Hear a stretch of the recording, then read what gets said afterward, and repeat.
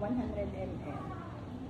Yun po yung pinapa-free. Pero ang huli, napakahirap niyang napaka-sensitive ng balat. Napaka-sensitive.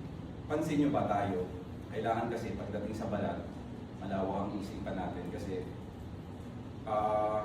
pansin nyo ba tayo mga Pinoy, kapag halimbawa tiga Philippines tayo, pupunta tayo ng Shanghai, China, bigla tayo magkakasipon kasi malamig doon, mainit dito. So yung panahon, malaking epekto sa mga balat ng aso o sa health ng mga alaga natin. Kasi kahit nga tayo, bigla tayo manilibago.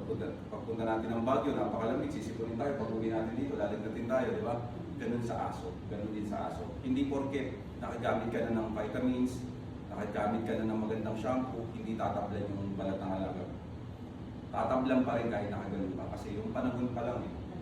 Oo, wala nang laban. Kahit tayo, wala tayong laban sa panahon ni ganun yun. Kaya lagi ko sila, pag sa live, lagi ko silang sinasabi sa kanila na hindi porket.